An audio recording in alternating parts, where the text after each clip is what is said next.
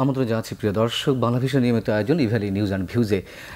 Corona ভাইরাসের কারণে বিশ্ব অর্থনীতি যখন লণ্ডভণ্ড, বিশ্ব অর্থনীতি যখন স্থবির, ঠিক সেই মুহূর্তে আর কয়েকদিন পরেই 11 জুন বাংলাদেশে পেশ হতে যাচ্ছে জাতীয় বাজেট। এই বাজেটের দিকে স্বাভাবিকভাবে সবারই দৃষ্টি থাকে কম বেশি, কিন্তু এবার কি বাজেটের দিকে সবার দৃষ্টি যেখানে থাকবে, আমরা যেটি মনে করি স্বাস্থ্য খাতে কত বাজেট রাখা হতে যাচ্ছে। যেহেতু স্বাস্থ্য খাতের বিষয়ে প্রতিটি সরকারের বিষয়, সেটা আওয়ামী লীগ হোক বিএনপি হোক, তারা বরাবরই দাবি করে আসছে যে বাংলাদেশের স্বাস্থ্য ব্যবস্থা আন্তর্জাতিক মানের পর্যায়ে পৌঁছেছে। কিন্তু আমরা এটি জানি এবং অত্যন্ত দুঃখের সাথে বলতে হয় যে এশিয়ার মধ্যে এবং প্রশান্ত মহাসাগরীয় অঞ্চলগুলোর মধ্যে বাংলাদেশে বাজেটে স্বাস্থ্য খাতের যে বরাদ্দ সেটি সবচেয়ে কম, এবং বাংলাদেশের স্বাস্থ্য ব্যবস্থা নিয়ে যে অত্যন্ত একটি অপ্রীতিকর অবস্থা আমরা বলতে পারি বা ভগ্ন দশা বলতে পারি স্বাস্থ্য ব্যবস্থায়, সেটি আরও চোখে আঙুল দিয়ে দেখিয়ে দিয়েছে করোনা ভাইরাস। নিশ্চয়ই অন্যান্য দেশেও এরকম অবস্থা চলছে। খোদ আমেরিকাতেও যখন ভেন্টিলেশনের জন্য আবেদন করা হয় রাষ্ট্রের এবং বিভিন্ন সরকারের কাছে, সেখানকার স্বাস্থ্য ব্যবস্থা নিয়েও অনেক প্রশ্ন ওঠে। কিন্তু তাদের কথা আমরা জানি যে যুদ্ধ সরঞ্জামের জন্য বা বিভিন্ন বিষয়ে তাদের যে অত্যাধিক বাজেট বরাদ্দ, সেখানে তাদের স্বাস্থ্য ব্যবস্থার এই করুণ দশা থাকতেই পারে। কিন্তু আমাদের কেন, এসব বিষয় নিয়ে আমরা আলোচনা করব। এই বিষয়ে আলোচনার জন্য বাংলাভিশনের স্টুডিওতে আজ উপস্থিত রয়েছেন ইউজিসির অধ্যাপক এবং মাননীয় প্রধানমন্ত্রী ব্যক্তিগত চিকিৎসক ডাক্তার ABM আবদুল্লাহ, রয়েছেন সাবেক সচিব আবু আলম মোহাম্মদ শহীদ খান, এবং আমাদের সঙ্গে স্কাইপিতে সংযুক্ত রয়েছেন পরিবার কল্যাণ মন্ত্রণালয়ের নিয়োজিত মাননীয় মন্ত্রী M A মান্নান MP। আমরা আলোচনা যাওয়ার আগে যথারীতি একটু দেখে নিতে চাই বাংলাভিশনে প্রচারিত সর্বশেষ সংবাদ শিরোনামগুলো।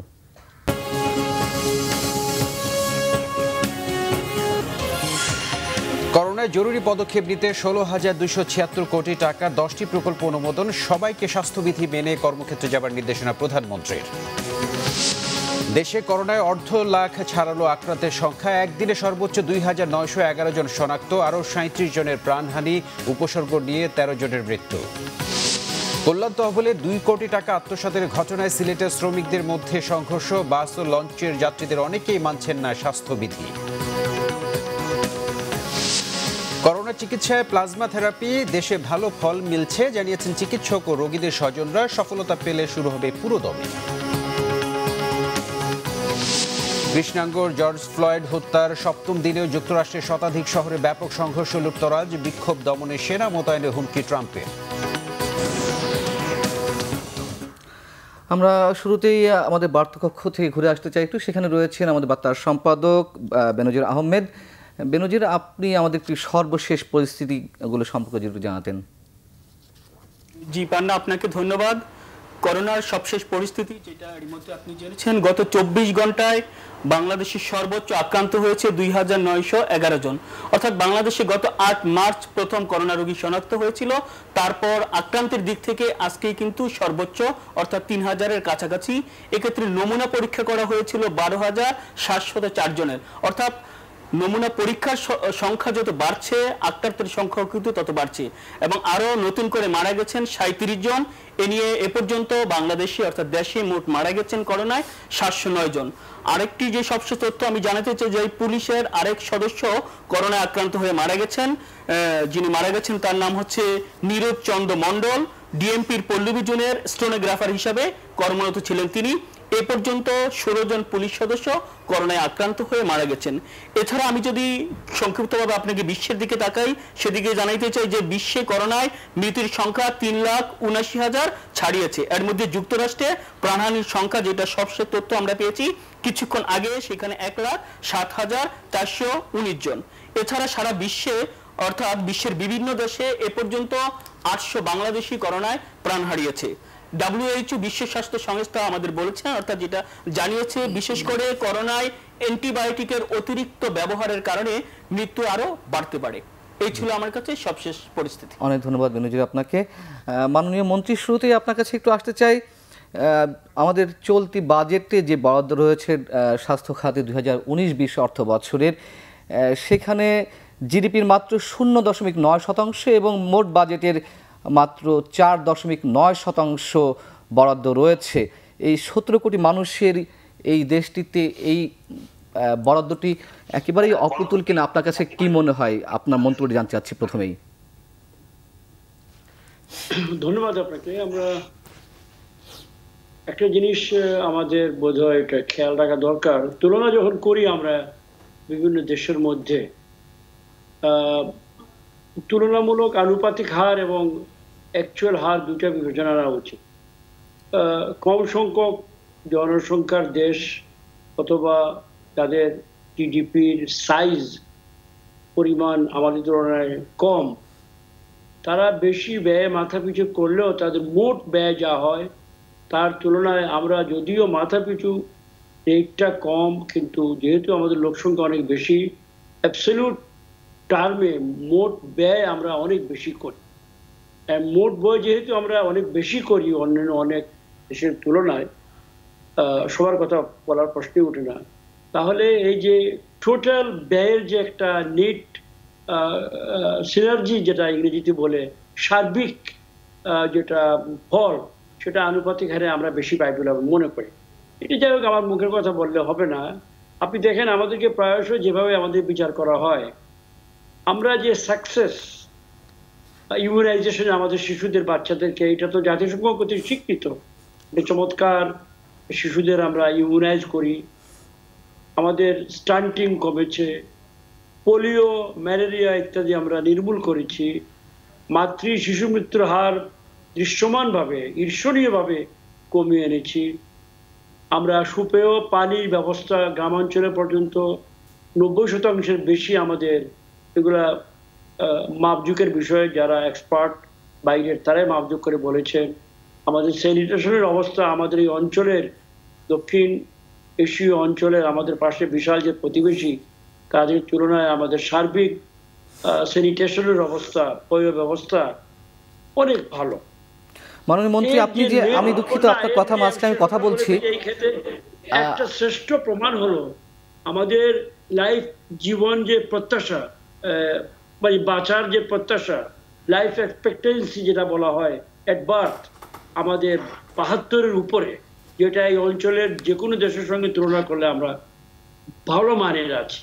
সুতরাং এক বাক্যে বলে দেওয়া যে আমরা খুব দুর্বল অবস্থায় আছি, আমরা ব্যয় করছি না, ব্যয় না করলে তো এই অর্জন সম্ভব হতো না। মাননীয় মন্ত্রী, এইটা নিয়ে কোনো বিতর্ক নেই। আমরা স্বীকার করি যে মাতৃ মৃত্যুর হার কমেছে, শিশু মৃত্যুর হার কমেছে, ডায়রিয়া যক্ষ্মা নিয়ন্ত্রণে এসেছে, এগুলো আমরা নিশ্চয়ই অস্বীকার করি না। কিন্তু সার্বিক যে ব্যবস্থাপনা, এবং আপনি যে হিসাবটি দিলেন যে মোট অঙ্কের বিষয়ে যদি ধরা হয় তাহলে আমরা অনেক ব্যয় করি, কিন্তু আমরা মোট অঙ্কটি হয়তো আমাদের চোখের সামনে অনেক বেশি দেখায়, কিন্তু আনুপাতিক হিসেবে যদি আমরা ধরি শতাংশ হিসাবে মোট জিডিপির তুলনায় বা মোট বাজেটের তুলনায়, সেটি নিশ্চয়ই অনেক কম। আমরা আসলে কোনটি ধরবো, মোট ব্যয়টি নাকি ১৭ কোটি মানুষের এই বিশাল জনসংখ্যার দেশটিতে আমরা আনুপাতিক হিসাবটি বিবেচনায় নেব? আমাদেরকে তো প্রতিটি ক্ষেত্রের দিকে নজর দিতে হয়। আমরা একটা ভয়ঙ্কর শূন্যতার মাছ থেকে বেরিয়ে এসেছি।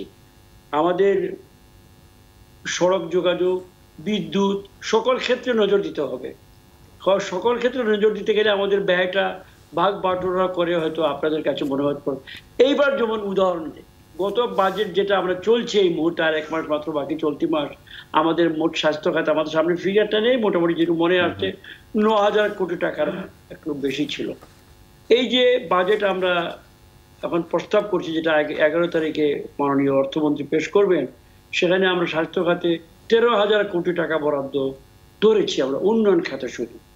সুতরাং এই যে আমরা প্রায় ৫০% বেশি এক বছরের মধ্যে আমরা স্বাস্থ্যের উন্নয়ন খাতে নিলাম, এইটাও তো বিবেচনার বিষয়। আজকে আমরা চূড়ান্ত অনুমোদন করে, যেটা আমরা আগেই করেছিলাম, আরো 2টি প্রকল্প স্বাস্থ্যের জন্য প্রায় ২৫০০ কোটি টাকার, যেগুলো আমরা এপ্রিল মাসে অত্যন্ত তাড়াতাড়ি আপৎকালীন সময়ে রেগুলার ওয়েতে না গিয়ে তাড়াতাড়ি মাননীয় প্রধানমন্ত্রী অনুমোদন নিয়ে আমরা এটা পাশ করেছিলাম আমাদের একনেকে, যে একনেকটা সরাসরি হয় নাই, আমরা করেছিলাম কারণ আমরা এটাকে উচ্চ অগ্রাধিকার দিয়েছি। এবং আরো একটি প্রকল্প এই মুহূর্তে আরো প্রায় $100 মিলিয়ন যে AIIBর মাধ্যমে, এগুলা বলছি এই কারণে যে আমরা স্বাস্থ্যের দিকে আমরা যথেষ্ট ব্যয় করেছি বলে আমরা মনে করি। তুলনামূলকভাবে আমাদের যে আর্থিক অবস্থা, আর এখন এবারকার এই কোভিডের আক্রমণ, অপ্রত্যাশিত আক্রমণের পরে আমরা এই ব্যয় অনেক বাড়িয়েছি। এবং আজকেই যে আমরা ফিগারগুলা আজকে আমরা যে হলো একদিন পরে আমরা এটা বলেছি যে আমরা স্বাস্থ্য খাতে কত ব্যয় করছি, এবং স্বাস্থ্য খাতে যে আমরা আমাদের যে দুর্বলতাগুলো ছিল, আইসিইউ বলুন, অক্সিজেনের সাপ্লাই ইত্যাদি, সকল প্রতিটি ক্ষেত্রে আমরা নতুন ব্যয় আমরা নির্ধারণ করেছি। এখন এটাকে যদি যথাযথ ব্যয় করি, আমরা যদি এগুলাকে দক্ষভাবে ব্যবহার করি, তাহলে অবস্থা আরো ভালো হবে। তবে আমি একমত নই যে আমরা খুব হতাশার অবস্থায় ছিলাম এবং আমরা ভয়ঙ্কর খারাপ। আমাদের একটা ব্যাপারে একটা পরীক্ষারই যথেষ্ট, লাইফ এক্সপেক্টেন্সি। যদি সার্বিকভাবে আমাদের স্বাস্থ্য অবস্থা এত ভয়ঙ্কর হতো, তাহলে আমরা 50 বছরের লাইফ এক্সপেক্টেন্সিকে আজকে 20 বছরের মাথায় আমরা 72-73 মাত্রায় তুলেছি, যেটা উন্নত দেশের যে দেশগুলো আছে তাদের মানের কাছাকাছি। তাহলে আমরা কিভাবে বলবো যে আমরা খুবই খারাপ করছি?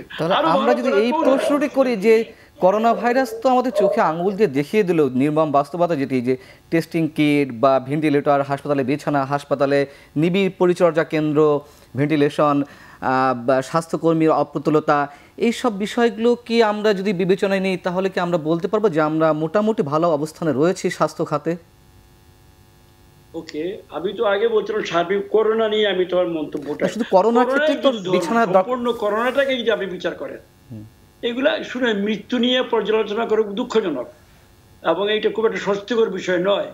তবুও যদি তর্ক করার জন্য একাডেমিক ওয়েতে আমরা খেতাবি বিবেচনা করি, আমাদের একটা মৃত্যু চাই না, আমরা চাই না, অবশ্যই আমরা চাই না, কিন্তু তবুও যে অন্যান্য তথাকথিত অনেক উন্নত দেশের তুলনায় আপনি যদি বিচার করেন, তাহলে আমাদের আল্লাহর হাজার শুকরিয়া এবং আমাদের স্বাস্থ্যকর্মীদের কাজের ফল, জনগণের ইত্যাদির ফলে তো আমরা ভালো পরিমাণে এখনো, যদিও প্রথমেই বলছি আমার খুব অস্বস্তি লাগছে বিষয়টা বলতে, কারণ যে এক ব্যক্তি মারা গেছে তার পরিবার বুঝে তার মূল্য কত।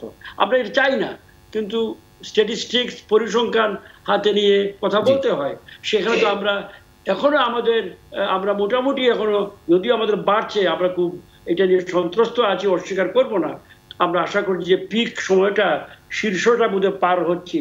জ্বরের যে বড় থাবার সময়, যেটা আমরা জ্বরের সঙ্গে পরিচিত বাংলাদেশে, জ্বরের যে পিক আওয়ারটা বোধ হয়, আমি কোনো বৈজ্ঞানিক নই, স্বাস্থ্যকর্মীও নই, ডক্টর আবদুল্লাহ আছেন, তিনি ভালো বলতে পারবেন। আমার কাণ্ডজ্ঞান, আমার অভিজ্ঞতা বলছে বোধহয় আমরা জ্বরের উচ্চ পর্যায়ে পার হচ্ছি। যদি উচ্চ পর্যায়ে এটা সত্যি হয়ে থাকে, আশা করি সত্যি, তাহলে তো আমরা মোটামুটি এখনো আমাদের মৃত্যুর হার দিক তুলনায় আমরা অনেক উন্নত দেশ, একদম শীর্ষের দেশ, মার্কিন যুক্তরাষ্ট্র, যুক্তরাজ্য, ফ্রান্স, ইটালি, স্পেন, এটার তুলনায় তো ভালোই আছে মনে হয়। মাননীয় মন্ত্রী, আপনি থাকুন আমাদের সঙ্গে, আমি আবারও আসবো আপনার কাছে। অবশ্যই, ধন্যবাদ। জি, ডক্টর আবদুল্লাহ, আপনার মন্তব্য জানতে চাচ্ছিলাম। মাননীয় মন্ত্রী অনেক কিছু বলেছেন, মন্তব্য করেছেন, তার পরিপ্রেক্ষিতে আপনি যেহেতু দেশের একজন শীর্ষ চিকিৎসাবিদ হিসেবে আপনার অনেক ধরনের অবজারভেশন রয়েছে, বিশেষ করে স্বাস্থ্য খাত নিয়ে, আপনি মাননীয় মন্ত্রীর মন্তব্যগুলো কীভাবে বিবেচনা করবেন? ধন্যবাদ আপনাকে। তো আমি আসলে করোনার কথাগুলো পরেই বলি, তাই তো স্বাস্থ্য কথা আগে বলি, যেহেতু বাজেট অধিবেশন সামনে। হ্যাঁ, মাননীয় মন্ত্রী একটা কথা কিন্তু বলছেন, স্বাস্থ্য খাতে আমাদের অর্জন যে নাই তা কিন্তু না, আমাদের যথেষ্ট অর্জন কিন্তু আছে। করোনার কথা আমি আলাদাভাবে রাখছি আর কি। তো উনি একটা কথা কিন্তু জোর দিয়ে বলছেন, আমাদের তো অবশ্যই আমাদের মানুষ বেশি, রুগী বেশি, ছোট্ট দেশ, এটা তো সত্যই। হয়তো মানুষের যা আশা আকাঙ্ক্ষা পরিপূর্ণ যা চায়, সেখানে হয়তো আমরা পুনরাবৃত্তি অর্জন করতে পারি, এটা সত্য। কারণ জনগণ যা চায় সেটা হয়তো আমরা দিতে পারি নাই, জনগণের যা প্রত্যাশা সে অনুযায়ী হয়তো চাহিদা যা বেশি সেটা তো হয় নাই। তবে তারপরেও বলবো যে উন্নতি যে হয় না কই তা না। আমাদের কিন্তু, আমি তো মাননীয় মন্ত্রী তো অনেকগুলো কথা বলছেন, মাতৃমৃত্যু, শিশু মৃত্যু, তারপরে এই যে যক্ষা, ডায়রিয়াগুলো বলে কিন্তু অনেকটা নিয়ন্ত্রণে কিন্তু এসে, এটাও সত্য। তবে এই কথা সত্য, কিছুটা হলেও আমাদের কাজ যে হয়ে গেছে বলেই আমাদের গড় আয়ের কিন্তু 72-এর বেশি, মেয়েদের আরও বেশি 73, পুরুষদের একটু সামান্য কম, গড়ে 72.8, গড় আয়ু বাড়ছে, কিছু উন্নতি হয়েছে বলে এটা তো সত্যই। এবং পৃথিবীর অন্যান্য দেশে যা হচ্ছে, হয়তো আমরা 100% ওই পর্যায়ে যাই না, এটা সত্য, কিন্তু অনেক কিছু তো হচ্ছে। আপনি যে কোনো জটিল রোগ দেখেন, ট্রিটমেন্ট কিন্তু হচ্ছে। এটা হার্টের রোগ দেখেন, এই যে রিং লাগান বলেন বা ধরেন বাইপাস, এগুলো কিন্তু হচ্ছে। ব্রেনের কত ট্রিটমেন্ট হচ্ছে, লিভার, কিডনি ট্রান্সপ্লান্ট হচ্ছে, লিভার ট্রান্সপ্লান্ট, এগুলো কিন্তু হচ্ছে। আপনি আরও যে কোনো রোগের কথা বলেন, হয়তো উন্নত দেশের পর্যায়ে না গেলেও আমরা কিন্তু চেষ্টা করে যাচ্ছি। তবে হ্যাঁ, মানুষের যা প্রত্যাশা হয়তো পুরোপুরি পূরণ হয়নি, কারণ অত ওইরকম স্পেশালিস্ট হয়তো তৈরি হয় না, আরও দরকার। বা হয়তো শহর কেন্দ্রিক অনেকগুলো কিন্তু সুন্দর সুন্দর হাসপাতাল সরকারি বলেন বেসরকারি কিন্তু আছে, হয়তো রুট লেভেলে পৌঁছে নেয়, জেলা পর্যায়ে বা উপজেলা বা গ্রাম পর্যায়ে। তারপরেও কিন্তু উন্নতি যে হয় না এটা বলবো না। আপনি গ্রামে যদি দেখেন, যেমন কমিউনিটি ক্লিনিক, এটা তো কয়েক বছর হয়ে গেল, এটা একটা বিশাল কাজ হচ্ছে। এই যে রুট লেভেল একদম প্রত্যন্ত পাড়া গায়ে রুট কমিউনিটি ক্লিনিক কিন্তু এটা বিশাল সিম্পল হলেও, ইভেন আমি নিজের আমার এলাকাতেও কিন্তু একটা কমিউনিটি ক্লিনিক আছে, আমি জানি, মাঝে মধ্যে আমি খোঁজখবর রাখি, আমি যাইও। মানুষ কিন্তু সিম্পল কিন্তু সামান্য কিছু পাইতো না। কমিউনিটি ক্লিনিকগুলো আমি যদি বলি, আমি নিজে সরজমিনে দেখে আসছি, আমি আরও 7-8 বছর আগে বিভিন্ন অঞ্চলে গিয়ে কমিউনিটি ক্লিনিক নিয়ে নিজে প্রতিবেদন করেছি। আমি যেসব অঞ্চলে গিয়েছি, দুর্গম অঞ্চলে বলে, সিরাজগঞ্জ বলেন, আমি নাম উল্লেখ করে বলতে পারি, বিভিন্ন অঞ্চলে যেসব জায়গায় নাটোর বলেন, নওগাঁ, গাইবান্ধা, এইসব জায়গায় কিন্তু কমিউনিটি ক্লিনিকগুলো অবস্থা খুবই খারাপ এমন, এবং এতটাই খারাপ যে দরজা বন্ধ, ঝুলে আছে, এরকম আছে। আমি যেটা বলছি সেটা হলো, মানে হয়তো আমি বলছি 100% হয়তো হয় নাই, কিন্তু একদম জনগণের একদম দোরগোড়ায় কিন্তু আসলে পৌঁছে গেছে, চেষ্টা চলছে। এখন এটা হয়তো আরো ডেভেলপ করতে হবে, যেটা আমরা আগে তো ছিলই না। এত প্রায় 15-16 বা 17,000 মতো হয়ে গেছে, যেটা আমরা এটাও সত্য। হয়তো ওই জায়গায় কিছু কিছু জায়গায় যেটা বললেন, এবারে বিল্ডিং নাই, দরজা বন্ধ, মানে আগাছা এরকমও কিন্তু আছে। তবে এর মধ্যে ভালোও কিন্তু আছে। আমরাও শুধু খারাপটা দেবো এটাও না, একটা অংশ যে হচ্ছে এটা তো হচ্ছে। এবং আগের যেমন আমি আমার এলাকার কথা বলছি, এই মানুষগুলো গ্রামে তারা হয়তো সামান্য ট্রিটমেন্টের জন্য, এটা প্যারাসিটামলের জন্য হয়তো ওই উপজেলা লেভেলে যে হাসপাতাল ওখানে যেতে হতো। তো ওখানে তো কিছু কিছু হচ্ছে, একবারে আমি কিছু কিছু বলছি, 100% হয়তো হয় নাই। আমি দেখেছি ওখানে। একটু সংযোজন করি যে অবশ্যই এই উদ্যোগগুলো ভালো, কিন্তু তদারকির অভাব বা ব্যবস্থাপনা অভাব যেগুলো, সেইগুলো কিন্তু সহজে, আমার মনে হয় যে কথা বললেন এটা খুবই ভালো কথা বলছেন। তদারকির অভাব, ব্যবস্থাপনা ভালোভাবে হচ্ছে না, এগুলো তদারকি জরুরি ভিত্তিতে করা যদি আমরা ভালো করে এগুলো মেনটেন করতে পারতাম, তাহলে কিন্তু এটা আরও ডেভেলপ করতো। এবং যেখানে যেখানে দৌড়গোড়ায় মানুষের স্বাস্থ্যসেবা পড়ছে, তাহলে কিন্তু আরেকটু সুন্দর হতো, কিন্তু করতে পারছি না, এটা সত্য। এবং আমার মনে এটা করা উচিত। মাননীয় মন্ত্রী মহোদয় আছেন, উনি এগুলো দেখবেন। কিন্তু আমি যেটা বলছি, উদ্যোগটা ভালো, হয়তো তদারকির অভাবে, ব্যবস্থাপনার অভাবে, দেখাশোনার অভাবে, এগুলো কিন্তু হয়তো তার পূর্ণ সফলতা কিন্তু আমরা পাচ্ছি না, এটা সত্য। তারপরেও কিছু কিছু উন্নতি তো আমরা অস্বীকার করতে পারবো না। ইভেন জেলা পর্যায়ে, বেসরকারি পর্যায়ে কিন্তু দেশে ভালো ভালো হসপিটাল হচ্ছে, অনেক হয়ে গেছে, এবং ভালো ভালো ট্রিটমেন্ট কিন্তু তারা দিচ্ছে। মানুষ আগে দেখেন, বা 10 বছর আগেও যদি চিন্তা করেন, ভিআইপি, সিআইপি এবং এই ভিআইপিদের মধ্যে অনেকে যারা দেশের চিকিৎসা সেবা না নিয়ে কেন দেশে বাইরে চলে যাচ্ছে। সব দেশেই আছে, এদের পৃথিবীর সব দেশে। কিন্তু আপনার যদি কারো পয়সা বেশি থাকে, মানুষ তো, আমি বিভিন্ন সময় কথাও বলছি, মানুষ তো বেড়াতে যায়, মানে টুরিস্ট বলেন, আমোদ ফুর্তি বলেন, বিয়ের বাজার করতে তো মানুষ বিদেশে যায়। টাকা আছে, তার স্বাস্থ্যটাই তো, তার জীবনটাই তো বড়। সুতরাং সে সবচেয়ে ভালোটা নিতে যাবে, এটা কিন্তু অন্যায় কিছু না, এটা ঠিকই আছে, করতেই পারে, এটা যেতেই পারে, অসুবিধা কি। কিন্তু আপনি যদি খুব খেয়াল করে দেখেন, 10-15 বছর আগেও আমার থেকে প্রচুর লোক বাইরের দেশে যেত। সিম্পল একটা হার্টের কথা বলেন, বাইপাস বলেন, রিং লাগানো বলেন, যেগুলো বলেন, কিন্তু আমার দেশে দেখবেন প্রচুর কিন্তু এই ট্রিটমেন্টগুলো হচ্ছে। এগুলো এই লোকগুলো কিন্তু সব বাইরে চলে যেত, অনেকগুলো কিন্তু হচ্ছে। এই যে আপনার যে কোনো যেটাই বলেন, হ্যাঁ, এখনো বলেন যে জনগণের প্রত্যাশা অনুযায়ী আমরা হয়তো 100% পাই না, এটা আমরা স্বীকার করতেই হবে, এটাও ঠিক। তারপরেও কিন্তু হচ্ছে। আমি চাচ্ছি এটা যেন আরও বাড়ায় নিতে পারে, যেটা আপনি বাজেটের কথা বলছিলেন। আমি মনে করি যে সরকার বাজেট তো দিচ্ছে, এবং যেটা মাননীয় মন্ত্রী বলেন যে বাজেট তো খালি স্বাস্থ্য খাতে, অনেক সবগুলো মিলেই তো দেবে। তারপরেও আমি বলবো যে স্বাস্থ্যকে যদি তার আরও নজর দেয়, একটু বাড়ে, যেটি মানুষের একেবারে মৌলিক অধিকার মধ্যে, মৌলিক অধিকার, অবশ্যই আমি চাচ্ছি যেন বাজেট বাড়ে। আমি চাচ্ছি আপনার সঙ্গে সুর মিলেই বলতে চাচ্ছি, আরও বাড়ুক, মানুষের স্বাস্থ্য ব্যবস্থার জন্য উন্নতি হোক। না হলে যেটা বললেন আপনি, এই করোনার মতো এটা আমরা কোনো চিন্তা করি নাই। এই ধাক্কাটা আমাদের ঘাড়ে আসার পরে একটু কিন্তু আমাদের মধ্যে অগোছল ভাব কিন্তু লক্ষ্য করা যাচ্ছে, এটা সত্য। মানুষ বেশি তো, রোগী বেশি তো, আমরা তো কেউ প্রস্তুত ছিলাম না এই করোনার জন্য। করোনাটাকে আমরা এক্সাম্পল হিসেবে নিচ্ছি, অবশ্যই। কিন্তু এটা শুধু আমাদের দেশে না, পৃথিবীর বড় বড় দেশগুলো কিন্তু কাবু করে ফেলছে। যুক্তরাষ্ট্রের মতো দেশে তো মানে অত লক্ষাধিক কিন্তু মৃত্যু ছাড়িয়ে গেছে, এবং তাদেরও এই করোনা আসার পরে অন্যান্য রোগের চিকিৎসা কিন্তু ভালোভাবে হচ্ছে না। করোনা এত রোগী হয়ে গেছে, তাদের হাসপাতালের জায়গা তারা দিতে পারছে না, তাদেরও কিন্তু আইসিইউর অভাব, ভেন্টিলেটরের অভাব। অনেক যে বিভিন্ন সেন্টার বলেন, রিক্রিয়েশন সেন্টার, এই যে বিভিন্ন ধরনের যে স্কুল বা এরকম কিন্তু বিভিন্ন কার্যালয়কে কিন্তু তারা হসপিটাল বানায় ফিল্ড হসপিটালের মতো করে ইমার্জেন্সি ট্রিটমেন্ট করছে। আমি আসছি আপনার কাছে আবার, আবুল শহীদ খান। আপনার কি মনে হয় যে বাজেট বছরের পর বছর আমাদের এখানে বরাদ্দ রাখা হচ্ছে বাজেটে যে অংশ, বিশেষ করে স্বাস্থ্য এবং শিক্ষা খাতে, যেহেতু আমরা আজকে স্বাস্থ্য খাত নিয়ে আলোচনা করছি, প্রসংক্রমে শিক্ষা কথা চলেই আসে, যেহেতু এই দুটোই মানুষের ঘরে ঘরে যে প্রয়োজনীয়তা রয়েছে, তীব্র প্রয়োজনীয়তা, সেই দুটো খাতই অবহেলিত, এটা জাতীয়ভাবে আপনারা বিভিন্ন সময় বলে আসছেন। আপনার কি মনে হয় এবার বাজেটে কোন দিকে বেশি লক্ষ্য রাখা উচিত, বিশেষ করে স্বাস্থ্য খাতের বিষয়ে? স্বাস্থ্য এবং শিক্ষা খাতে বাজেট বাড়ানো মানে বাজেট বৃদ্ধি করতে হবে, এটা বহুদিন ধরে আলোচনা হচ্ছে। সুতরাং এখানে কোনো মানে ডিফেন্ড করার কোনো স্কোপ নাই যে আমরা স্বাস্থ্য খাতে শিক্ষা খাতে অনেক কিছু করে ফেলেছি।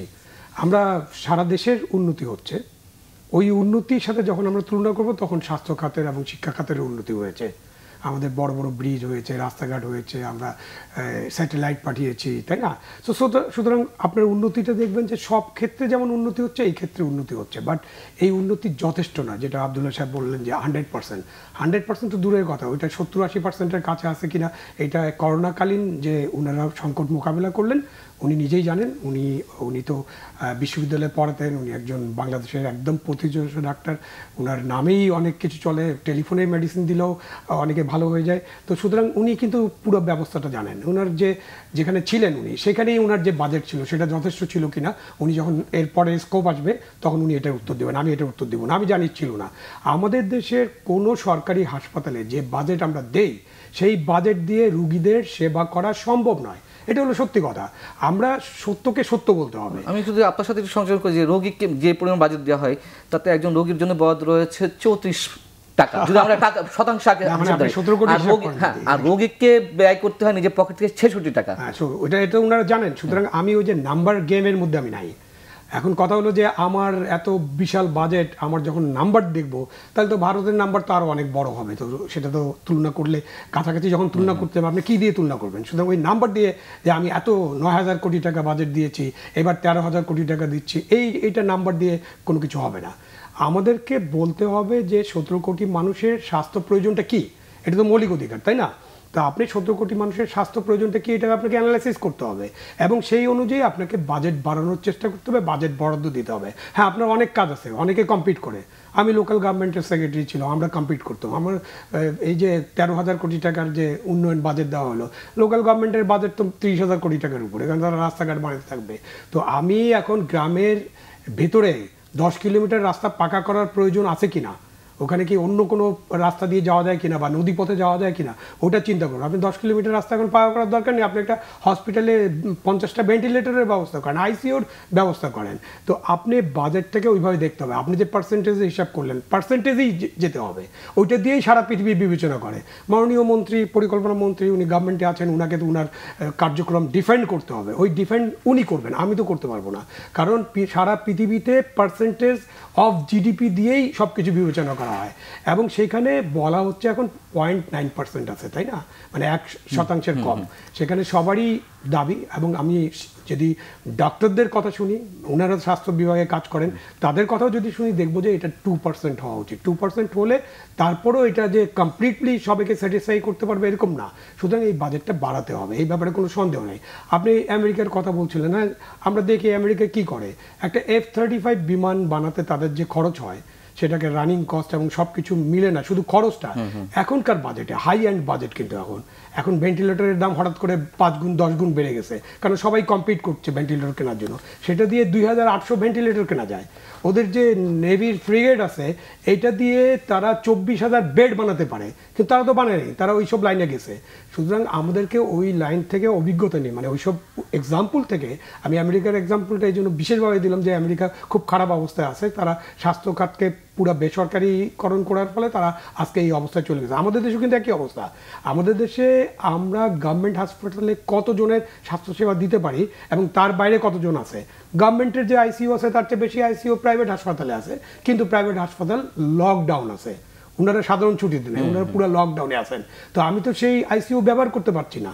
সুতরাং আমাকে সবসময় বিবেচনা করতে হবে যে আমার স্বাস্থ্য, শিক্ষা, পরিবহন, গণপরিবহন, সেটাও দেখবেন যে আমরা গণপরিবহন পুরোপুরি জিম্মি, সবসময় জিম্মি হয়, এবং গণপরিবহনে বাংলাদেশ সরকারের স্বাধীনতার পর থেকে তেমন কোনো উদ্যোগ নাই যে আমরা সব কিছু বেসরকারি খাতে ছেড়ে দিয়েছি। যার কারণে আপনি দেখবেন যে এই 3-4টা সেক্টরে সবসময় একটা বড় ধরনের সংকট সৃষ্টি হয়, এবং সংকট সৃষ্টি হলে আমরা বিপদে পড়ে যাই। সুতরাং বাজেটে যেহেতু আলোচনা হচ্ছে, বাজেটে যে পরিমাণ অর্থ বরাদ্দ করা হয়েছে, ঠিক আছে, থ্যাংক ইউ ভেরি মাচ, কিন্তু এই অর্থ যথেষ্ট নয়। 2 নম্বর কথা, আপনি যে এত বাজেট বাড়িয়েছেন, আপনি উদাহরণ দিলেন যে ইউনিয়ন হেলথ সেন্টারে আপনি কি দেখেছেন? আবদুল্লাহ সাহেবের হেলথ সেন্টার ভালো চলতেছে, খুব ভালো কথা, উনি নিজে তদারক করেন বলে চলে। সবাই মিলে যদি জনপ্রতিনিধি তদারক করে ভালো চলবে, এটা খুব ভালো কথা। কিন্তু আপনি হেলথ সেক্টরের দুর্নীতির যে অভিযোগ আছে, আপনি 13,000 কোটি টাকা বাজেট দিবেন, আর তার মধ্যে যদি 5,000 কোটি টাকা দুর্নীতির ড্রেনে চলে যায়, তাহলে অ্যাকচুয়াল বাজেট কত, সেগুলো নিয়ে তো আলোচনা হতে হবে। 13,000 কোটি টাকার প্রতিটি টাকা ন্যায়নিষ্ঠভাবে খরচ করা আগে করতে হবে, নিশ্চিত করতে হবে। তাইলে তখন আপনি বলতে পারেন যে আপনি এই বাজেট দিয়েছেন, বাজেটের প্রতি টাকা খরচ হয়েছে। আপনি যে সমস্ত মুগদা বা যে কোনো হাসপাতালে যখন আমরা কথা বলি বা আমরা যখন জানতে চাই বা মিডিয়াতে যখন রিপোর্ট করা হয়, সেখানকার যে সমস্ত জিনিস কেনা হয়েছে, বেশি দামে কেনা হয়েছে, ঠিক আছে, আমরা বালিশ পর্দার থিওরিতে যাচ্ছি না এখন, কারণ আজকে এটা আলোচনার বিষয় না। কিন্তু যে সমস্ত যন্ত্রপাতি কেনা হয়েছে সেগুলো মার্কেট রেটের চেয়ে বেশি দামে কেনা হয়েছে। একদম সোজা কথা হলো যে 20% 30% বেশি দাম তো হবেই, কেন ভ্যাট আছে, আইটি আছে, কন্ট্রাক্টর আছে, প্রফিট আছে, কিন্তু এটা তো 300 গুণ 400 গুণ বেশি দামে হতে পারে না। 2 নম্বর, এই জিনিসগুলো চলতেছে কিনা, ঠিক মতো চলে কিনা। এমনও জিনিস কেনা হয় যেটা বছরের পর বছর প্যাকেট অবস্থায় থাকে এবং এটা ব্যবহার করা হয় না, এরকম তো অনেক রিপোর্ট আছে। তো আপনাকে শুধু বাজেট বাড়াতে চলবে না, আপনাকে বাজেট বাড়াতে হবে, জিডিপি 2% করতে হবে, এটা আমাদের দাবি, মানে জনগণের দাবি, এবং প্রত্যেকটা পয়সা ঠিক মতো খরচ করার ব্যবস্থা করতে হবে, মনিটর করতে হবে, যেন এখানে কোনো দুর্নীতি হয় না। 0 টলারেন্স দুর্নীতির বিরুদ্ধে এবারকার সরকারের ঘোষণা। সুতরাং এখানে কোনো দুর্নীতি যাতে না হয় সেটা বন্ধ করতে হবে। আমি এই বিষয়ে একটু মাননীয় মন্ত্রী আপনার কাছে আবার আসছি, যেটি সাবেক সচিব আবু আলম শহীদ খান বলছিলেন যে জিবি যে 0.9% বরাদ্দ রয়েছে, সেটা বাড়িয়ে ন্যূনতম পক্ষে 2% দাবি তার পক্ষ থেকে করা হচ্ছে। এই বিষয়ে আপনার মন্তব্য, আপনি কিছুদিন আগে বিবিসিতে একটি সাক্ষাৎকারে বলেছিলেন, যেটা আমার কাছে রয়েছে, যে বিভিন্ন যন্ত্র কেনার বিষয়ে বা আপডেটেড প্রযুক্তি সম্পর্কে যারা কেনা ক্রয় কমিটিতে থাকে তাদের প্রযুক্তিগত অভিজ্ঞতা থাকে না, অথবা আবু আলম শহীদ খান যেটা বলেন যে বরাদ্দ থাকুক না কেন সেটিও প্রপার ওয়েতে ইউজ হচ্ছে কিনা বা মিস ইউজ কতটুকু হচ্ছে সেই সব বিষয়, বা দুর্নীতি সরাসরি আমরা শব্দটা ইউজ করি, দুর্নীতির মাধ্যমে কত টাকা অপচয় হচ্ছে, এই সব বিবেচনা নিয়ে যেটুকুই বরাদ্দ আছে কিনা সেটুকুতেই আরও উন্নত ব্যবস্থাপনা করা যেত কিনা স্বাস্থ্য খাতে, আপনার মন্তব্য? ধন্যবাদ। ব্যবস্থাপনা একটা ইউনিভার্সাল ব্যাপার। আমি একজন নাগরিক হিসাবে মন্তব্যটা করছি। সচিব আবু আলম আছেন, সিনিয়র আমাদের ডাক্তার সাহেব আছেন, আবদুল্লাহ সাহেব, তারা খুব সিনিয়র সিটিজেন। আমরা কি সার্বিকভাবে জাতি হিসাবে জীবনের অন্যান্য ক্ষেত্রে ব্যবস্থাপনা খুব সফল? আমাদের মধ্যে একটা ঐতিহ্যগত ঔপনিবেশিক আমলের বহিরাগতদের চাপের মানসিকভাবে আমরা একটা নিষ্পেষিত এবং অব্যবস্থাপক বলে আমি ব্যক্তিগত মনে করি। এটা আমার নিজের জাতির উপরে আমি কোনো কলঙ্কের উপর করছি না, বাস্তব কথা। সেই আলোকে আমাদের স্বাস্থ্য খাতে কোনো আলাদা বিচ্ছিন্ন ব্যাপার নয়, এখানেও আছে। আবু আলম সচিব কয়েকটি বিষয় তুলে এনেছেন, মানে ব্যর্থ হিসাবে এগুলা নিয়ে তিনি বিচার করেছেন। যে যন্ত্রপাতি কেনা হয়েছে, বছরের পর বছর পরে আছে, খোলাই হয় না। ইয়েস, এগুলা কিছু কিছু ঘটনা আমার নজরে আসছে, তার নজরে আছে, তার চাকরি জীবনে আমিও গ্রামাঞ্চলে চাকরি করেছি। বাট এইটা টোটাল যদি আপনি সার্বিক বিবেচনা করেন তাহলে কত পার্সেন্ট হবে? একসময় এইটা ব্যবস্থাপনারই একটা দোষ আবার বলবো, যে গাড়ি দিয়েছে তো ড্রাইভার নাই, ড্রাইভার দিয়েছে তো তেলের পয়সা আসে নাই, আরেক মিনিট। এগুলো আমাদের কিছু কিছু ব্যর্থতা আছে, এগুলো আমরা কাটিয়ে ওঠার চেষ্টা করছি। পয়েন্টটা হলো আমাদের প্রচেষ্টার কোনো ঘাটতি আপনারা দেখছেন কিনা। আমরা এই ফেইলিওর সম্বন্ধে আমরা মোটামুটি সচেতন। আমি বিশেষ করে এখানে কাজ যে করছি পরিকল্পনা মন্ত্রণালয়ে, আমার একটা ডিভিশন আছে IMED, যারা ব্যবস্থাপনা এবং বাস্তবায়ন ইত্যাদি পরিবীক্ষণ এগুলো কাজ করে মাঠে গিয়ে, তাদেরও সংখ্যা খুব কম, দুর্বল একটা সংস্থাপন। এটা বাড়াবার জন্য মাননীয় প্রধানমন্ত্রী অনুমোদন দিয়েছেন, আমরা এটা শক্তিশালী করব। তার মানে কি আমাদের সরকারের আপ্রাণ চেষ্টা আছে এই গর্ত থেকে বেরিয়ে এসে আরো ভালো ব্যবস্থাপনা করা, যাতে আমরা আরো ভালো ফল পাই। আবার এট দ্য সেম টাইম আমি যদি আমাকে 2 মিনিট সময় দেন, জি ডক্টর আব্দুল্লাহর কথা থেকে, আপনার কথা থেকে, আমাদের শহর আর গ্রামের মধ্যে জীবনের প্রতিটি ক্ষেত্রে একটা বিভাজন ছিল। আমাদের অ্যাটিটিউড আমাদের দৃষ্টিভঙ্গি গ্রামের প্রতি খুব একটা সদয় ছিল না। আবু আলম স্বীকার করবেন, ডাক্তার আব্দুল্লাহ, এই অচলায়তন ভাঙছে এই সরকার। এই কমিউনিটি ক্লিনিকে, বা যদিও কমিউনিটি ক্লিনিক সম্বন্ধে কিছু নেগেটিভ মন্তব্য আপনি করলেন যে এইগুলা ভাঙ্গা চোরা ইত্যাদি, আমি কয়েকটা কমিউনিটি ক্লিনিক আমার এলাকায় দেখি। আমার বাড়ি হাওড় অঞ্চলে, সুনামগঞ্জে, খুব একটা উন্নত জায়গা নয়, যাওয়া আসা কষ্ট হয়। আমি অত খারাপ দেখি নাই আপনি যে খারাপ। আমি তো সব ক্ষেত্রে বলি না, আমি কোনো কোনো ক্ষেত্রে কথা বলেছি। হ্যাঁ, কোনো ক্ষেত্রে সার্বিকভাবে আমি যে কটা দেখেছি আমার নির্বাচনী এলাকায়, অনেকগুলো আমি প্রায় যাই, ঢুকি এবং খবরও রাখি, এগুলো তো বন্ধই ছিল। 96 সালে শুরু করেন মাননীয় প্রধানমন্ত্রী যখন প্রথম প্রধানমন্ত্রী হন, 2000 সালে যখন অন্য সরকার আসে, কমপ্লিটলি লকডাউন করা হয়েছিল ওই সেন্সে। আমি বলছি এইগুলাকে 9 সালে বেরিয়ে এসে ঝেড়ে মুছে পরিষ্কার করে দরজা জানালা ঠিক করে আবার শুরু করা হয়েছে। সুতরাং এখানে, এবং আমি মনে করি এখন একজন নাগরিক হিসাবে এই সরকারের অন্যতম বড় কৃতিত্ব হবে এই গ্রামাঞ্চলে এই পল্লী ক্লিনিকগুলো। এটা যে কি উপকার দিচ্ছে, আমি না গেলে, আপনার মাঠে না গেলে সরাসরি দেখবেন না। এইটা গ্রামের মা বোনদের দরজার কাছে যে সেবাটা দিচ্ছে, আমাদের হয়তো শহুরে মানসিকতায় এটা যথেষ্ট নয়, কিন্তু গ্রামের দৃষ্টিভঙ্গিতে এটা একটা ভালো বিগিনিং, এবং এখানে আমাদের স্কোপ আরো আছে বাড়াবার। আমি যেটা একটু বলতে চাই, হ্যাঁ, বাজেট আরো বাড়ানো দরকার, কোনো সন্দেহ নেই। এখন সবচেয়ে বড় একটি কথা, ওনারা অত্যন্ত সিনিয়র মানুষ বলছি, বাছাইয়ের কাজটা, প্রায়োরিটাইজেশন যেটা ইংরেজিতে আমরা বলি, অধিকার, এই বিবেচনাটা সরকার প্রধানকে করতে হয় অত্যন্ত সন্তর্পণে, অত্যন্ত সাবধানে। তারা ভালো করে জানেন দুজনে, আবু আলম তো নিজেই ছিলেন ভিতরে, তিনি জানেন এই যে বাছাই করা, কোনখানে আজকে ব্যয় করবেন, কোন ব্যয়টা আজকে না করে কালকে করবেন, অত্যন্ত অত্যন্ত দুরূহ একটি কাজ। কারণ প্রতিটি কাজের পেছনে স্টেক হোল্ডার্স থাকে, যাদের কাছে ওই কাজটাই পৃথিবীর শ্রেষ্ঠতম কাজ, এবং সে যে কোনো মূল্যে ওই কাজটার জন্য উঠে দাঁড়ায়। টাকা সেটার থেকে বের করে নিয়ে এসে অন্য কাজটা অগ্রিম করা, হেলথকে এখন সামনে নিয়ে আসা, এর জন্য মাননীয় প্রধানমন্ত্রীকে যথেষ্ট কাঠখড় পোড়াতে হচ্ছে। আমি টের পাই কাছে থেকে, এবং তিনি কাজটি করছেন। আমরা যারা নাগরিক বৃন্দ আছি, আমি মনে করি যে এই বিষয়টা আমাদের নজরে রাখার দরকার, কারণ এখানে অনেক ঐতিহাসিক ইমব্যালেন্স আছে আমাদের বাজেটে। আমি স্বীকার করবো এটা ঐতিহাসিক দৃষ্টিভঙ্গি জনিত, এইগুলো আমাদের শেষ করার জন্য এই জন্য আমাদের সময়ের দরকার। আজকেই মাননীয় প্রধানমন্ত্রী এক লেগে ক্লিয়ার অর্ডার দিয়েছেন, অক্সিজেনের সাপ্লাই বাড়াতে হবে। হাই পাওয়ার অক্সিজেন কি একটা ডক্টর আব্দুল্লাহ ভালো করে জানেন, হাই ফ্লো অক্সিজেন আছে, খুব জরুরি, এইটা মানে পরে বলবেন। ক্লিয়ার অর্ডার দিয়েছেন যে কোনোখানে যেন অক্সিজেনের কোনো অভাব না হয়, এবং প্রতিটি জেলায় একটি সম্মত মানের আইসিইউ ইউনিট গড়ে তুলতে হবে, যেগুলো আছে এগুলোকে শক্তিশালী করতে হবে, নতুন করতে হবে, ভেন্টিলেটর আনতে হবে। সুতরাং এইগুলো আমাদের অর্ডারের কোনো ঘাটতি নেই, আমরা এগুলো ফলো আপ করছি। এই যে টাকাগুলো আমরা একটা বিরতিতে যাব, তারপরে এসে আপনার কাছে আবার আসবো। প্রশ্ন থাকবে যে বাজেট দেওয়া হয়েছে আপনার দৃষ্টিতে যথেষ্ট, বা সেগুলো বাড়ানোর চেষ্টা হবে, কিন্তু এই বাজেটে কিন্তু একটু বড় অংশ ভৌত অবকাঠামো উন্নয়ন, যেগুলো এর মধ্যে আলোচনা হয়েছে, বা বেতন ভাতার জন্য ব্যয় হয়ে যায়, সেই সব জায়গা হিসেব নিলে সাধারণ রোগীরা যখন স্বাস্থ্য সেবার নিতে যান, তারা কিন্তু অনেক কিছু থেকে বঞ্চিত হন।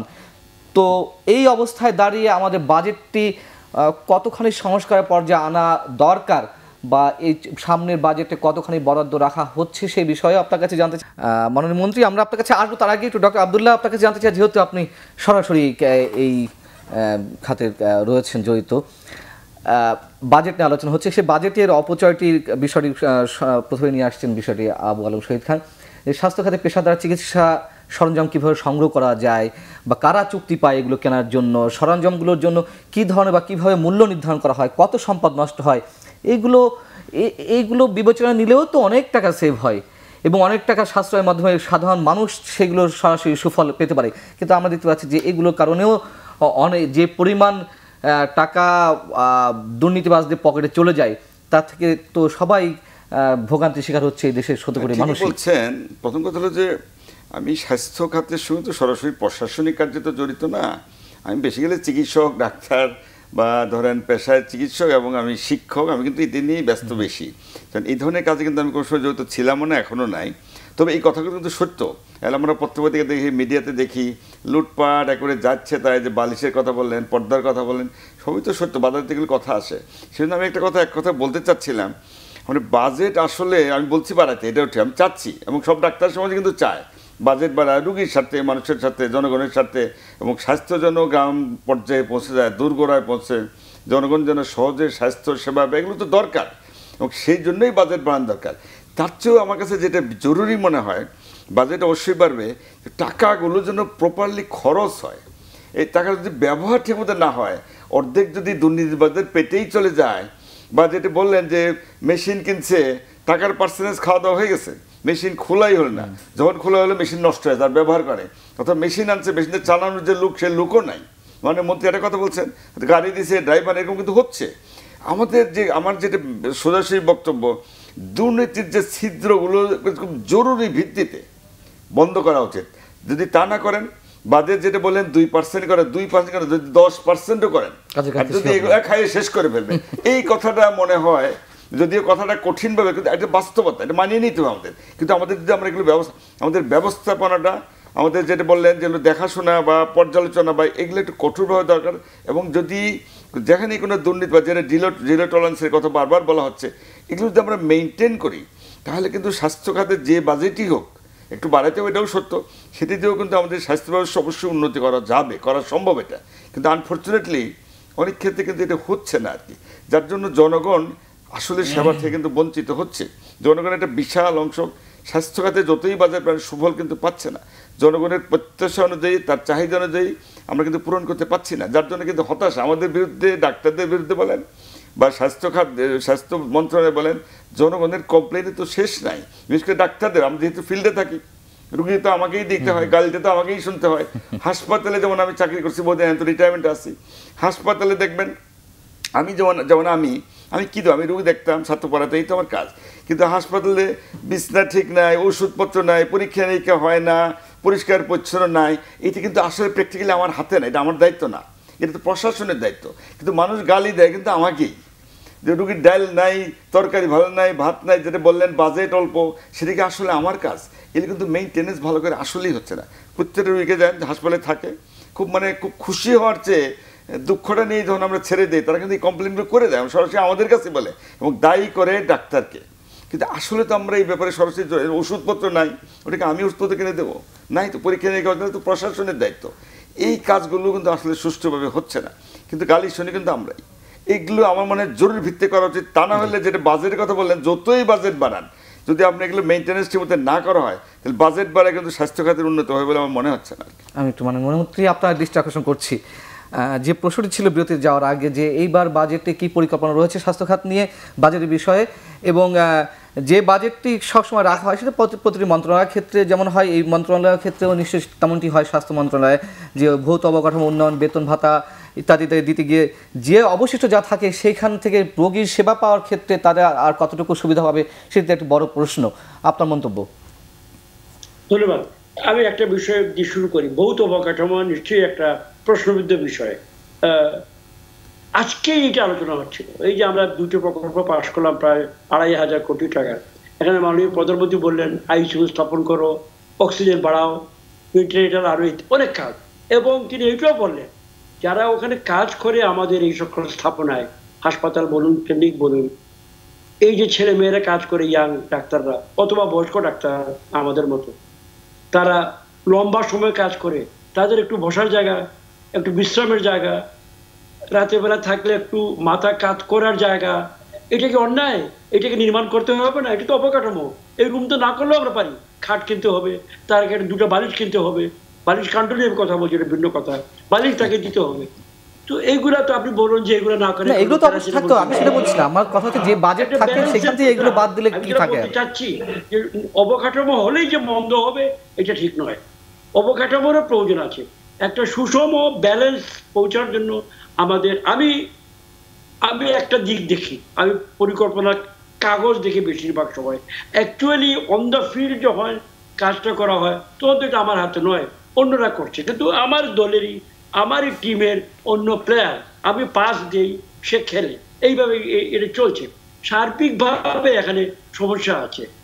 এইগুলো অ্যাড্রেস করার জন্য আমরা, এই যে দুর্নীতি, আমি একটা উদাহরণ দিই, যে আপনাকে এক মিনিট সময় দেন। আগে প্রস্তাব যেগুলো আসতো ডিপিপি, ডেভেলপমেন্ট প্রজেক্ট প্রপোজাল, ওগুলা খাতওয়ারি আসতো, বলা হতো যন্ত্র গাড়ি ঘোড়া ক্রয় 20 কোটি টাকা একটা খাত থাকলো ধরুন। এখন গাড়ি ঘোড়া ক্রয় 20 কোটি টাকা আমরা অনুমোদন করে দিলাম, গাড়িগুলো তো লাগবেই, কিন্তু কোন মডেলের কয়টা কার জন্য ওগুলা কিন্তু আমি জানি না।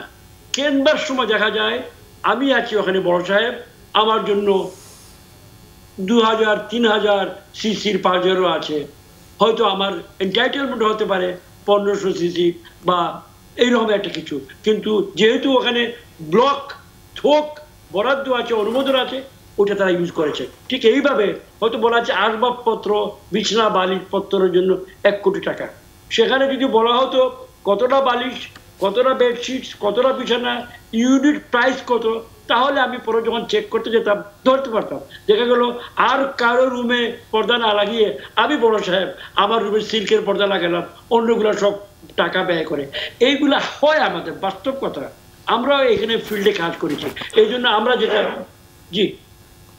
আমরা যেটা করছি, আমরা এখন থেকে বলছি যে না, আপনি থোক চাইতে পারবেন না, আপনাকে ব্রেকডাউন দিতে হবে খরচে, কোন আইটেম, ইউনিট প্রাইস কত, কার এন্টাইটেলমেন্ট কি, সেটাকে আপনি ব্যাখ্যা করে আমার এখান থেকে পাস করিয়ে নিতে হবে। এবং এইটা আমরা মাত্র এখন শুরু করেছি, আমরা আশা করি এতে কিছু ফল হবে।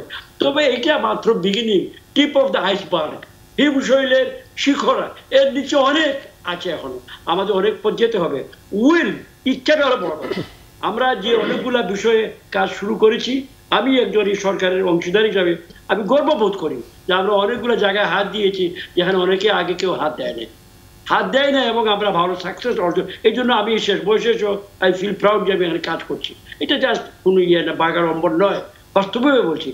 গ্রামে আর শহরে যে আমি গ্রামের ছেলে, ডক্টর আবদুল্লাহ হয়তো হতে পারেন, আবু আলম হতে হতে পারেন, কি রকম ভয়ঙ্কর মানসিকতা ছিল গ্রামের প্রতি।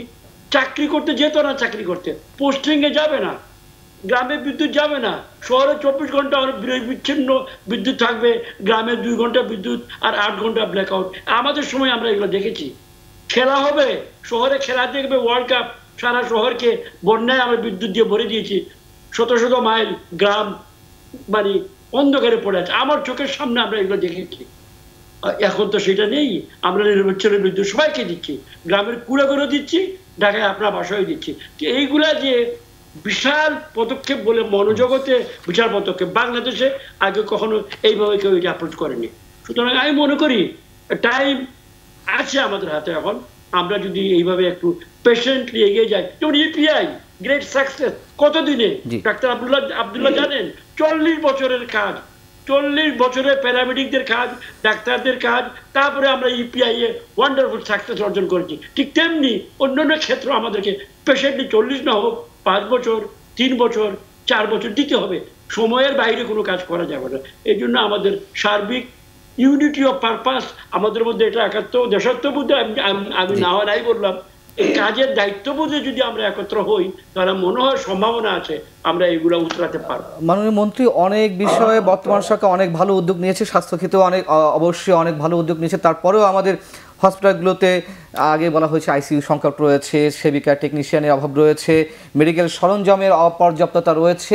এইগুলো বিশেষভাবে যেহেতু কোভিড-19 আমাদের চোখে আঙুল দিয়ে দেখে দিয়েছে, যদি আপনি বলেন আপনার সঙ্গে সুর মিলাতে হয়, সারা বিশ্বব্যাপী এইটি চোখে আঙুল দিয়ে দেখে দিয়েছে যে চিকিৎসা ব্যবস্থা কত নাজুক অবস্থা রয়েছে। সেই বিশ্বর মধ্যেই তো বাংলাদেশ নিশ্চয় তার বাইরে নয়। বাংলাদেশ অবস্থা অবশ্যই আরও একটু ভিন্ন হতে পারে, অথবা খারাপ হতে পারে।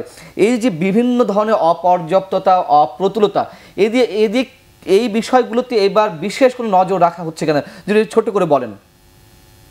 অ্যাবসলিউটলি নজর রাখা হয়েছে, না হলে আমরা 1 লাফে প্রায় 50% উন্নয়ন বাজেটে, রেভিনিউ বাজেট কিন্তু আলাদা আছে, উন্নয়ন বাজেটে আমরা 1 লাফে 50% বাড়িয়েছি।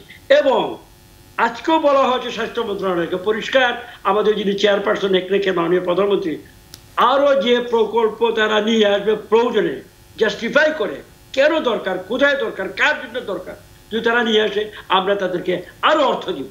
কিন্তু সেই অর্থ ব্যয় করতে হবে, তাদের সক্ষমতার প্রয়োজন আছে। Do they have the technical personnel to run this machines, যে মেশিন তারা চাচ্ছে, এগুলো তো আমাকে খোঁজ দিতে হবে। আমি প্ল্যানিং মিনিস্ট্রিতে এগুলো আমরা নিব, বাট এগুলো ওই উদ্দেশ্যে নিব না তার কাজ দেরি করার জন্য, সেও তৈরি হয়ে আসবে। সুতরাং আমি যেটা বারবার বলার চেষ্টা করছি, আমাদের অনেক অনেক লেকিং পূর্ব থেকে হয়ে আসছিল, এখানে অনেক অবজ্ঞার শিকার ছিল আমাদের স্বাস্থ্য ব্যবস্থা, বিশেষ করে গ্রামীণ স্বাস্থ্য ব্যবস্থা টোটালি নেগলেক্টেড ছিল বলে আমি মনে করি। মন্ত্রী, আমি আপনার কাছে আবার আসবো শেষ করার আগে, আরো একবার আপনার কাছে আসবো, আমাদের হাতে সময় একেবারে কম, তারপরেও আপনার কাছে আর একবার আসবো। আবার শহীদ খান। না, মাননীয় মন্ত্রী যেটা বললেন যে তাদের উদ্দেশ্য তো মহৎ, উদ্দেশ্য মহৎ থাকলে সামনে এগিয়ে যাওয়া তো সহজ হবে। এবং এখানে টার্গেট ঠিক করা যে আমি কি করতে চাই, আমার এই টাকাটা আমি কিভাবে খরচ করতে চাই, কোন খাতে খরচ করতে চাই, এবং তাতে প্রত্যেকটা টাকা যেন ঠিকভাবে খরচ হয়। এটা যদি সরকার দৃঢ় প্রতিজ্ঞ থাকে, এবং উনি যেটা বললেন যে উনি তো বল দিলেন স্বাস্থ্য মন্ত্রণালয়ের কোর্টে, এখন স্বাস্থ্যমন্ত্রীকে তো খেলতে হবে। এখন উনি ধরেন ডিফেন্সে আছেন বা উইংয়ে আছেন, উনি বলটা দিলেন সেন্টার ফরওয়ার্ডকে, এবং সেন্টার ফরওয়ার্ড যদি ঠিক মতো না খেলে তাহলে তো গোল হবে না। সুতরাং ওই সব জায়গায় পুরো টিমটাতে একটা সামঞ্জস্য আনতে হবে এবং টিম ওয়ার্ক করতে হবে। সেই টিম ওয়ার্ক যদি আমরা ঠিকমতো করতে পারি, অবশ্যই আমরা সামনের দিকে এগিয়ে যাব। আমরা নিশ্চয়ই দুর্নীতিমুক্ত কেনাকাটা করব এবং আমরা এফিসিয়েন্সিটা বাড়াবো। যেটা আব্দুল্লাহ সাহেব বললেন যে ওনারা তো চিকিৎসা দেন, কিন্তু হাসপাতালের দুটো জিনিস আছে মেডিকেল কলেজ হাসপাতালগুলোতে, একটা হলো চিকিৎসার দিকটা আর একটা হলো অ্যাডমিনিস্ট্রেশনের দিকটা।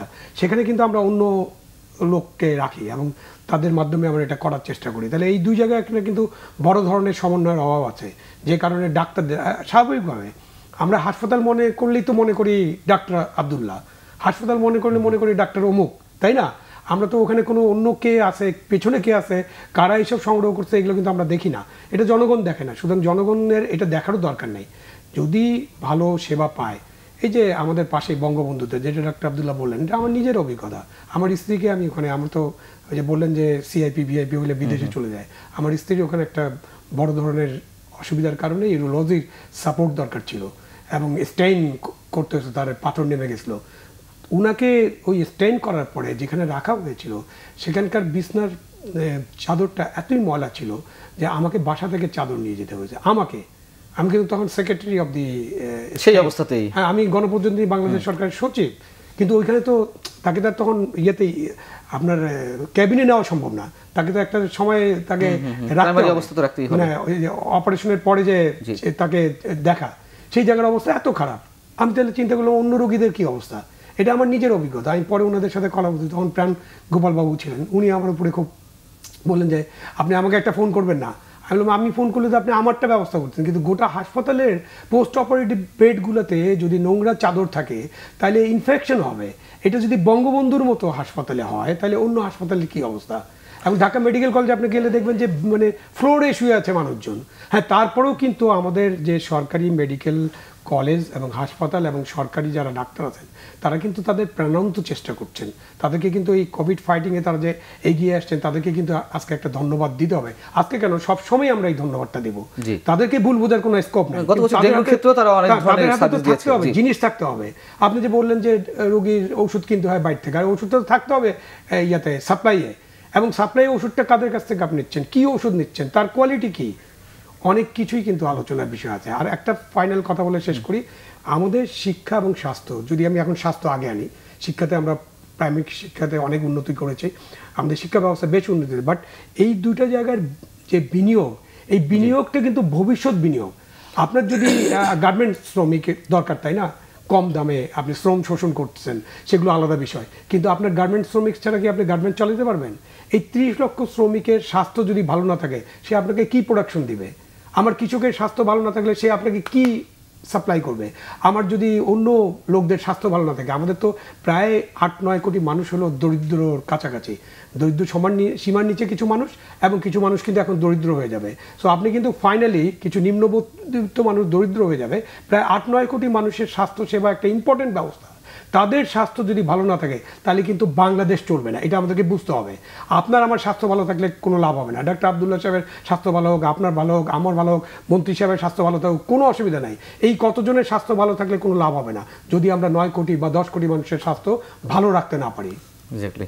ডাক্তার আব্দুল্লাহ, আপনার কাছে আমার প্রশ্ন, আবুল আহম শহীদ খানের বক্তব্যের সূত্র ধরে যিনি বঙ্গবন্ধু শেখ মুজিব মেডিকেল বিশ্ববিদ্যালয়ের কথা বলছিলেন, তার একটি তিক্ত অভিজ্ঞতার কথা, এই অবস্থা মানে শহর অঞ্চলে এবং তিনি রানিং সেক্রেটারি থাকা অবস্থায় এই মানে তার তিক্ত অভিজ্ঞতা, গ্রাম অঞ্চলে যে মানুষগুলো স্বাস্থ্যসেবা পাচ্ছে সে তো নিশ্চয়ই নিম্নমানের, এটা তো অস্বীকার করার কোনো কারণ নেই, এবং তারা ওই স্বাস্থ্যসেবা নিতে গিয়ে তারা উপরন্ত আরও অসুস্থ হয়ে যায়, যে ভোগান্তির শিকার হয়।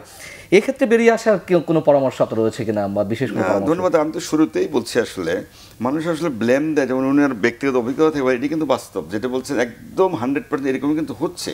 এবং রাজধানীতে যদি এটা হয় তাহলে পেরিফেরিতে তো অবস্থা আসলেই ভয়াবহ, যার জন্য জনগণের অসন্তোষ কিন্তু ডাক্তারদের উপরেই। কিন্তু উনি একটা কথা তো স্বীকার করলেন, এটা তো ডাক্তারদের কাজ নয়, তো প্রশাসনের কাজ। একটা রোগী, যেটা আমি আগেই বললাম, বিছানাপত্র ভালো নাই, খাওয়া দাওয়া ভালো নাই, বাথরুম ভালো নাই, পরিষ্কার পরিচ্ছন্ন নাই, ওষুধ নাই, পরীক্ষা নিরীক্ষা নাই, মানুষ সরাসরি আমাকে দেখছে, মনে করছে এই, আসলে তো আমি এর মধ্যে জড়িত না, কিন্তু আলাদা প্রশাসন আছে। এই জায়গাটা আমাদের দুর্বলতা আছে। আমাদের এটাকে এই অবকাঠামোটাকে সঠিকভাবে যদি আমরা পরিচালনা করতে না পারি, তাহলে কিন্তু জনগণের তো লাভ হবে না। জনগণ তো মানুষ, তো একটা মানুষের যদি স্বাস্থ্য সেবা থেকে বঞ্চিত হয়, তার যদি স্বাস্থ্য ভালো না থাকে, সে কৃষক হোক, শ্রমিক হোক, যে গার্মেন্ট হোক, যেই হোক, বা যে ধরনের লোকই হোক, তাহলে তুমি দেশের জন্য কী করবেন? আর শরীরটা যদি ভালোই না থাকে, সুতরাং এটা তো একটা মৌলিক অধিকার বটেই। কিন্তু যে কথা আমি বারবার বলছি, এগুলো কিন্তু করতে হবে না, প্রশাসনকে আরও শক্ত হবে, যাতে তারা মেনটেন করতে পারে। শুধু আমাকে যতই গালি দেখে আমার ডাক্তার হিসেবে, আমি কিন্তু এর মধ্যে জড়িত না, কিন্তু মানুষ আসলে আমাকে সামনে দেখে তো মনে করে এই বোধহয়, আসলে কিন্তু তা নয়। এগুলো করতে, এটা কিন্তু খুব কঠিন কাজ তা কিন্তু নয়। শুধু ব্যবস্থাপনাটা যদি সুন্দরভাবে করা যায়, শক্তভাবে করা যায়, পর্যবেক্ষণ করা যায়, ভিজিলেন্স টিম করা যায়, তাহলে কিন্তু এটা উন্নতি করা কোনো কঠিন ব্যাপারই না, এবং করতেই হবে। যদি এগুলো আপনি মেনটেন না করেন, তাহলে তো মানুষের স্বাস্থ্য আপনি দূরগড়ায় পৌঁছাতে পারবেন না, স্বাস্থ্য ভালোও হবে না। ভালো যদি না হয়, পুরো দেশের ডেভেলপমেন্ট আমরা কী দিয়ে হবে? যিনি যে কাজই করেন, অসুখ হলে তো হসপিটালে যেতেই হবে, ডাক্তার কাছে যেতেই হবে।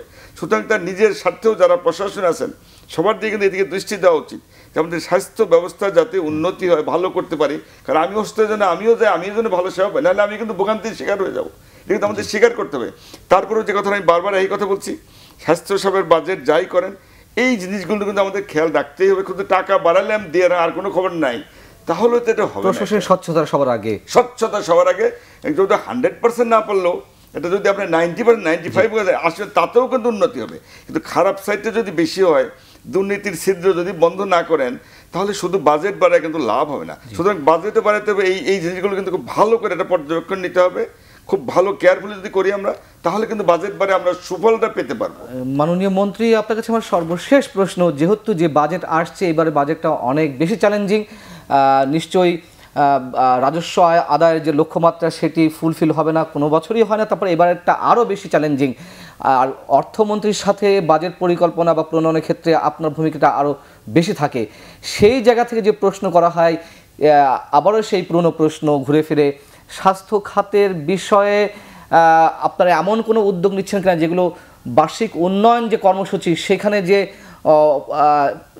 অনেক গুরুত্বপূর্ণ বিষয় যেমন থাকে, আবার অনেক বিষয় শুধু আনুষ্ঠানিকতার জন্য বরাদ্দ রাখা হয়, সেইগুলো কাটেল করে বা অন্য অন্য জায়গা থেকে বিভিন্ন বরাদ্দ কেটে নিয়ে এসে স্বাস্থ্য খাতে বিশেষভাবে বরাদ্দ দেওয়ার কোনো পরিকল্পনা আছে কিনা?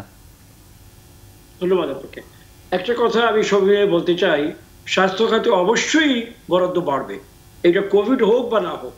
গত 20 বছরের, 30 বছরের, 40 বছরের আপনি বাজেটের প্রবাহ দেখেন, বিশেষ করে এই সরকার 2009 সালে থেকে আসার পর থেকে প্রতি বছর কিভাবে আমরা বাড়াচ্ছি এটা দেখেন। আমাদের প্রবৃদ্ধি হচ্ছে অর্থনীতিতে, নতুন সম্পদের সৃষ্টি হচ্ছে, সকল ক্ষেত্রে বাড়াবো, স্বাস্থ্য খাতে বাড়বে। এখন প্রশ্ন হলো, আগে যে গতিতে যে অ্যাক্সেলারেশন ছিল, এইবার যে আমরা মার খেলাম অপ্রত্যাশিতভাবে কোভিডের হাতে, আমাদের এইটা বাড়বে কিনা? অবশ্যই এর প্রমাণ আমার মুখের কথা নয়, আপনারা ইতিমধ্যেই পেয়েছেন। এই সময়ের মধ্যেও আমরা স্বাস্থ্য খাতকে প্রায় 4000 কোটি টাকা বাড়তি, বর্তমান চলতি অর্থ বছরে বাজেটের শেষ মাথায় এসে আরএডিপি হওয়ার পরে, বিকজ অফ আর্জেন্সি, আমরা আরো 3টা প্রকল্প, আমাদের রেগুলার ইকনেক হয় নাই, মাননীয় প্রধানমন্ত্রী সরাসরি আমরা আমাদের দায়িত্বে নিয়ে গিয়ে আমরা পাশ করে নিচ্ছি। এর কি প্রমাণ করে যে সরকার প্রধান এবং সরকার, আমরা সবাই স্বাস্থ্য খাতকে উচ্চ গুরুত্ব দিই। আগামীতে তাই দেওয়া হবে আমি নিশ্চিত একজন সরকারি কর্মী হিসাবে। আপনারাও ভরসা রাখতে পারেন, কারণ প্রবৃদ্ধি বাড়ছে। তবে হ্যাঁ, এই বছরটা আমাদের চ্যালেঞ্জ অনেক বড়। এই বছর প্রবৃদ্ধি আগের মতো হওয়ার সম্ভাবনা কম, এবং রাজস্ব প্রবাহ ইনওয়ার্ড ফ্লো অফ মানি কম হবে নানা কারণে। খুবই স্বাভাবিক। কাস্টমস কম, ইনকাম ট্যাক্স কম, ভ্যাট কম। এটাকে মোকাবেলা করতে আমরা ধার খরচ করব। আমাদের ধারের হাত আমাদের আমাদের আমাদের ক্ষমতা হাতে আছে, ধারের দরজাও খোলা আছে। বিশ্ব ব্যাংক, এশীয় ব্যাংক, IMF সবাই ইভেন কোভিডের জন্য আলাদা ঋণের জানলা ক্রেডিট উইন্ডো ওপেন করেছে। বিশেষ রেয়াতি হারে তারা আমাদেরকে ঋণ দিবে। এখন আমরা যদি বুঝিয়ে আনতে পারি কিসের জন্য আনবো, তারা কনভিন্সড হয় আমাদের সঙ্গে, তো টাকা আমরা পাবো। এইটা আমাদের ইচ্ছা আছে। এখন আমাদের স্বাস্থ্য মন্ত্রণালয় যারা এক্সপার্টস আছেন, তারা যদি যথাযথ প্রকল্প তৈরি করে নিয়ে আসেন, আমাদের একনেকে নিয়ে আসেন, আমি এটুকু বলতে পারি যে একনেকের একজন কর্মী হিসাবে যে আমরা অতি দ্রুত আমাদের বিষয় করবো। মাননীয় প্রধানমন্ত্রী স্ট্যান্ডিং বাই দাঁড়িয়ে আছেন যে এই খাত, বিশেষ করে স্বাস্থ্য খাতে এই বছর তার বিশেষ নজর থাকবে। এই আশ্বস্তি আমি আপনাদেরকে দিতে পারি। অনেক ধন্যবাদ মাননীয় মন্ত্রী, আপনাকে ধন্যবাদ আবু আলম শহীদ খান, ধন্যবাদ ডাক্তার আব্দুল্লাহ, আপনাকেও। দর্শক শেষ করছি, ভালো থাকুন, শুভরাত্রি।